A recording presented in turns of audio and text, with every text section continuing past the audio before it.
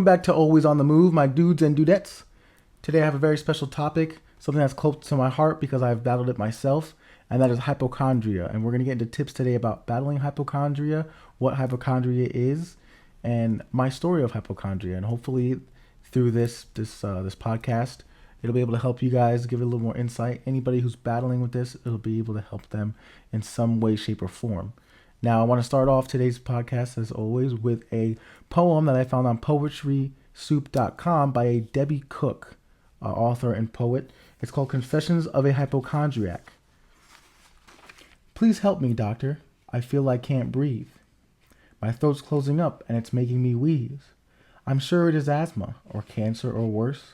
Please give me something else. I'll leave in a hearse. You poor little thing, it is all in your head. I've told you before, take these tablets instead. It will rob you of all that makes you yourself, but will stop all your worries of physical health. Me again, doctor. This time it's my breast. There's a lump in there now. My cancer has spread. I know it's something. Don't give me no pills. Cancer is scary. I've seen it. It kills. I've sent for you tests, and they've all come back clear. A chemical imbalance is the cause of your fear. Please try these pills. You will feel just fine. Stop wasting the doctor's valuable time. I've taken your tablets for nearly a year. They did as you said, and they stopped all my fear. It suppressed my emotions, my creative flow, but thankfully did kill my feelings of woe.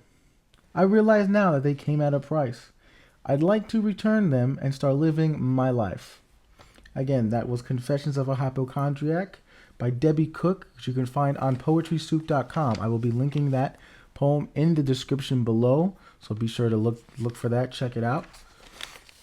Now, for those of you who don't know, hypochondria is an abnormal anxiety about one's health, especially with an unwarranted fear that one has a serious disease. Now, my story of being a hypochondriac starts back to about late 2021. I had gotten the COVID vaccine.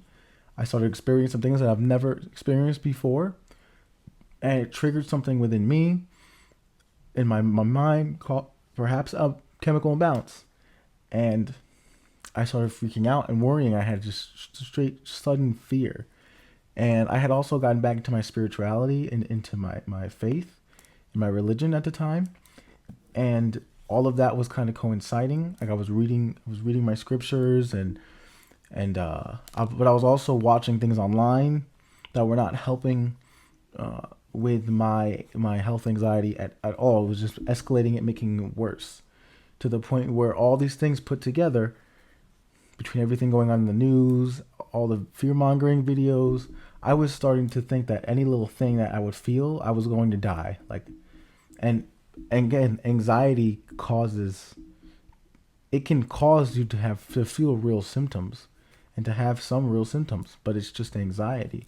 So I was in a really bad cycle, and I took many trips back and forth from the emergency room, waited there for 10 hours. I had just to have people tell me that I'm fine, that it's all in your head. You're just having an anxiety attack, a panic attack. Just take this, take that. You'll be fine. So I know all too well hypochondria. Again, it feels like you have to do something. You have to live a certain way. I wasn't eating certain foods because I thought maybe they were contributing to my health problems, and if I ate them and I continued to do so, I would die, or it would cause me to have a heart attack. So I stopped eating a lot of different things. Which some of that is good. It's good to have that sense of self-preservation. And yeah, if a doctor does tell you stop eating something or else you're going to die, that's different.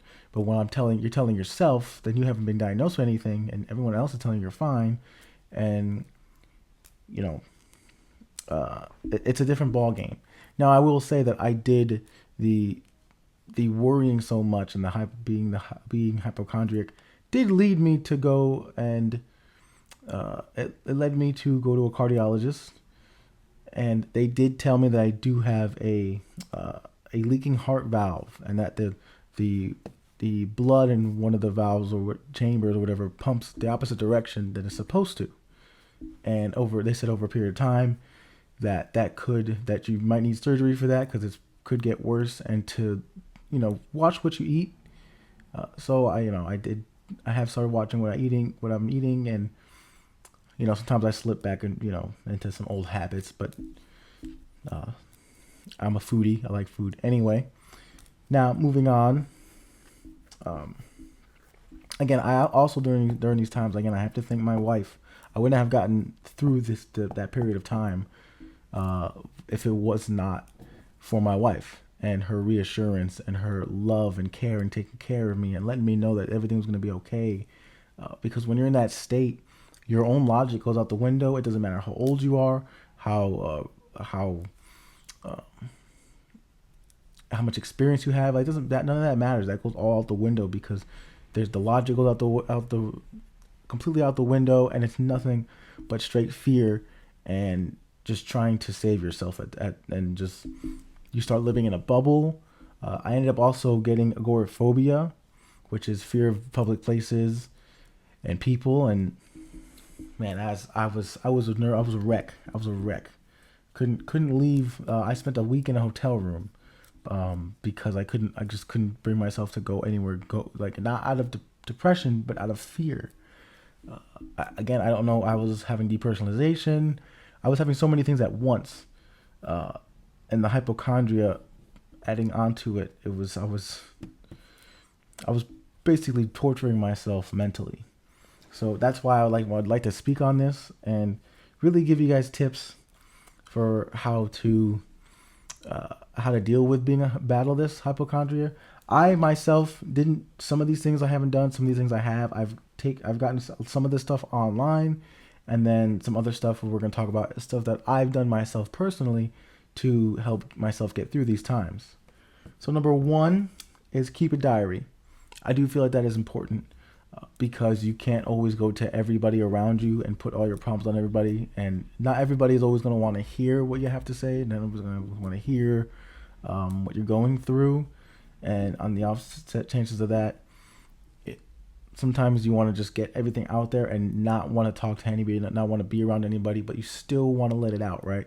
That's why platforms like this are really great, but also keeping a diary, like a written physical diary, is really great. Whether you do it on your phone or whether you do it on paper, pen and paper, that's up to you. But ultimately, it is good to write down what you're experiencing. Keep a log when you're experiencing it. What do you maybe trigger something, or like what you did before that triggered your thoughts in the moment now. And then also you can also write down what helped you get past that, what helped you kind of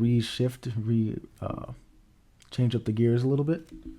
But it really is helpful to write a diary, keep a diary, and then you could always go back, look at it, read it.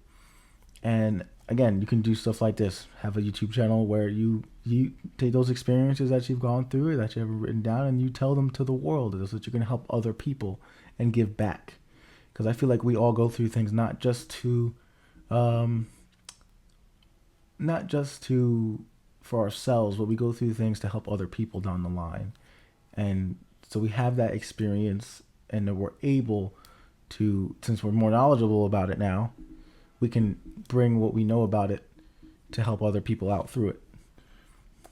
Number 2 is challenge your thoughts. Draw a table with 2 columns. Health columns in the first column and balanced thoughts in the second column. Now, what are balanced thoughts?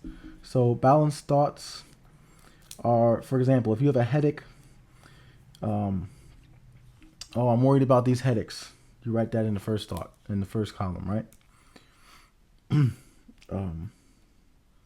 the second column, something like headaches are often a sign of stress or lack of something, or having a bit too much of something like caffeine, something to eat, something like that. So that you write down your worry, whatever the health thing is, but then you write down the logic, an explanation of what could be causing it.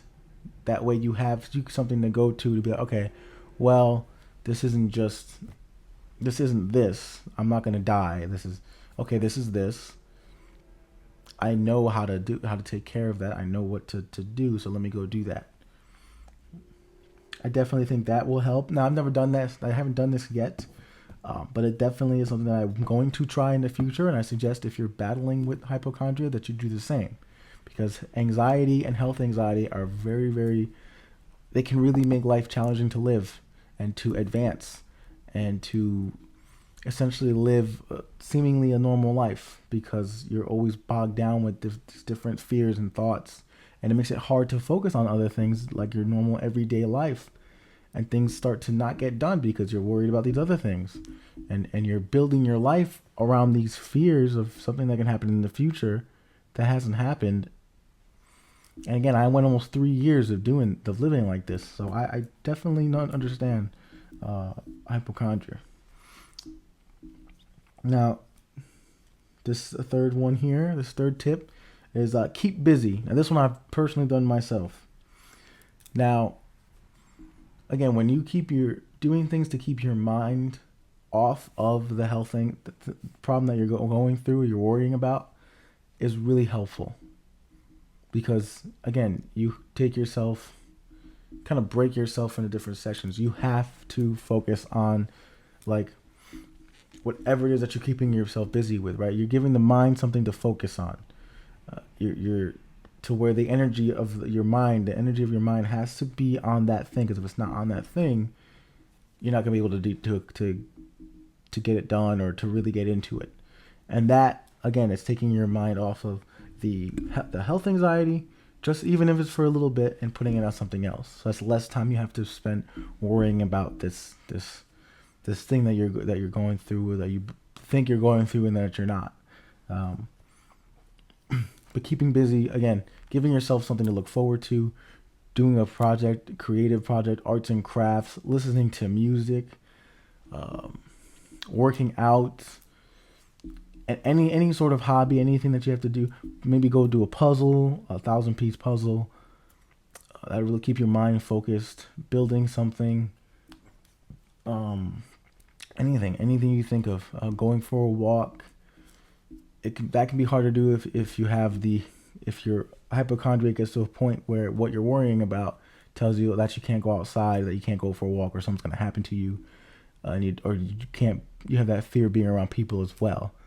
In that case, you can just go do things inside, right? Arts and crafts.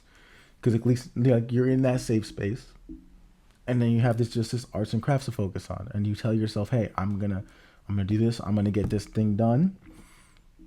But again, keeping busy is so huge. It's so huge, because if you don't, and you're just sitting there stagnant, and you're just constantly thinking about the same thing, and you're just torturing yourself mentally, eventually that kind of stress you're putting on yourself is going to lead to maybe a headache, even worse, a migraine.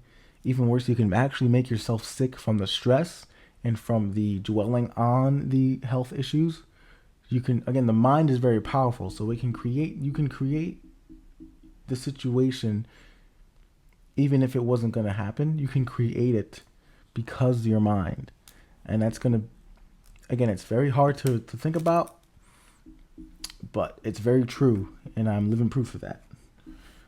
Another tip is getting back to living life normally. So fight. Don't give up the fight. Continue to just do things that you normally would do. Don't let it stop you from anything. Now, that's easier said than done, and I understand that. And that's going to take time. It's going to take discipline. It's going to take a lot of reassurance from friends, which is why this next tip is going to be very helpful. And that one, I think, this next tip is surrounding yourself with friends and loved ones, because they're really going to, none of us can get through this on our own.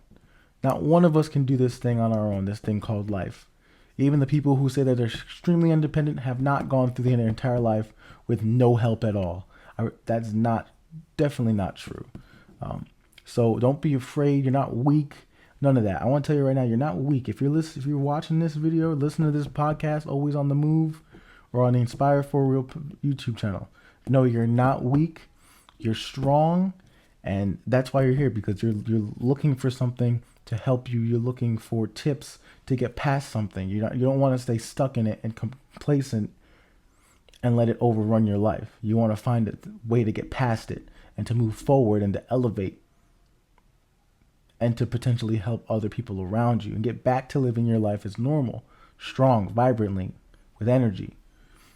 So again, try your best to compartmentalize. If you want to hear more about how to compartmentalize, you can check out the Always on the Move podcast.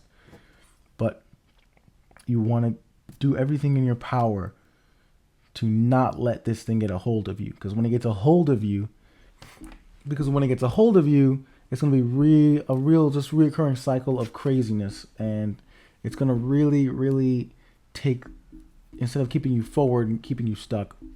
And that's nowhere you want to be. Now remember, you can't go backwards in life, but you can stay stuck. But you could also elevate, but it's all up to you.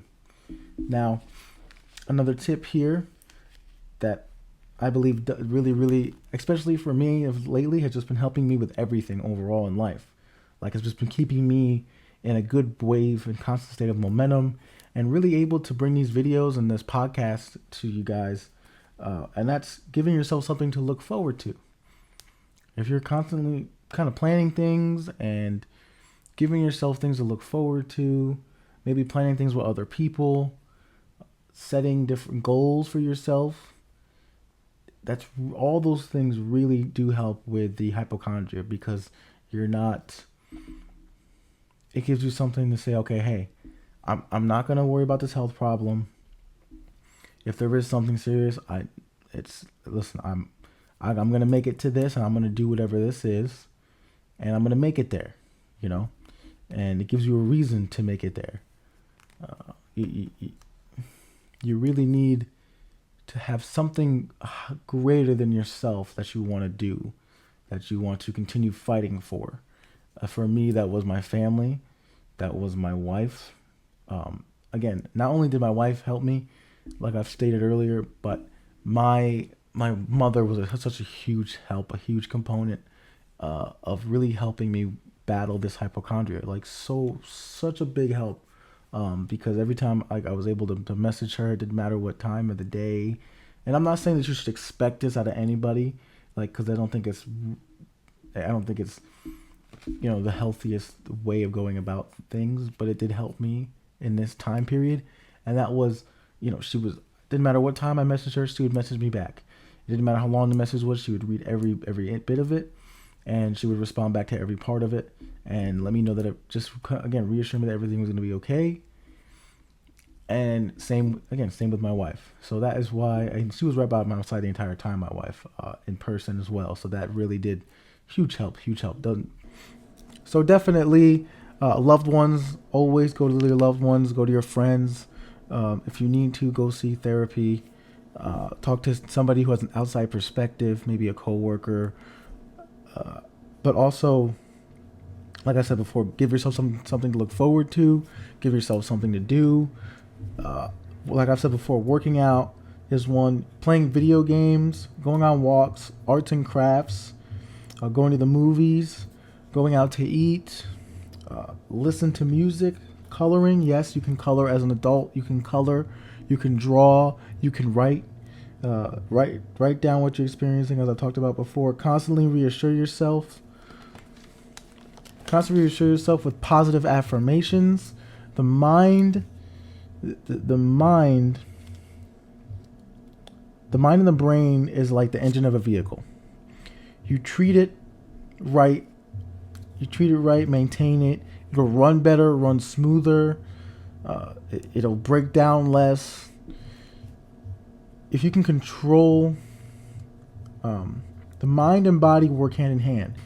And so the more that you regain control of your mind, the more you regain control of your body, and the more you'll be able to control the controllable variables of your life.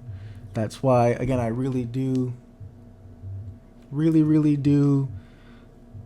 think that you have to continue to tell yourself that everything is going to be okay, that you have to be willing and able to rely on yourself, not just other people, to help get you through. To take self accountability and self responsibility for how you're feeling, what you're thinking, what you're doing, and what your next steps and actions or decisions are going to be.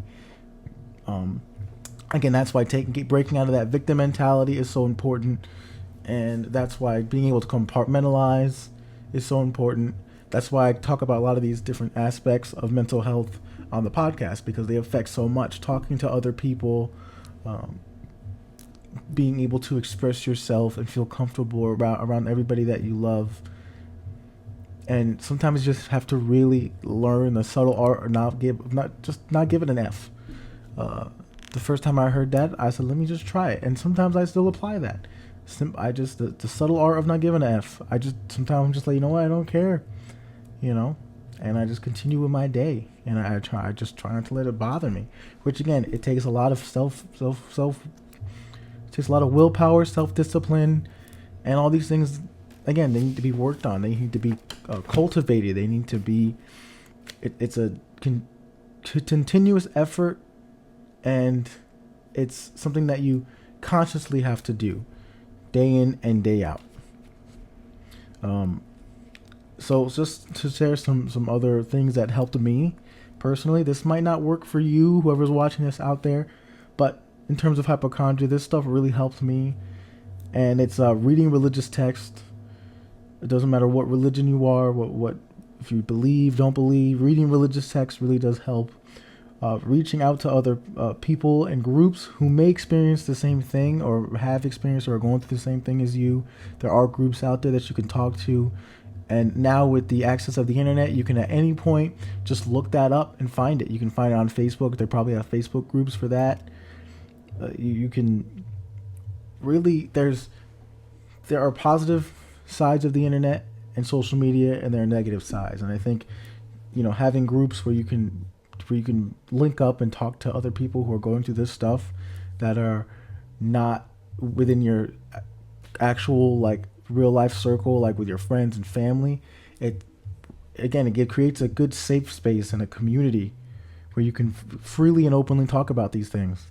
And it really does. Community does help. I believe that more than anything. So I hope you guys really enjoyed this podcast. Like I said, I went through this hypochondria. Sometimes I still deal with hypochondria. It's in essence, it's mental health anxiety, and mental health anxiety is it's everybody deals with it at a certain point in their life. It's just not talked about, and it's not looked upon. It's not really widely even focused on and majorly focused on, because again, I didn't look up the percentage of the amount of people who do have it, but it's not something we hear about or that is talked about. But it's also in that vein. Don't think that you're alone.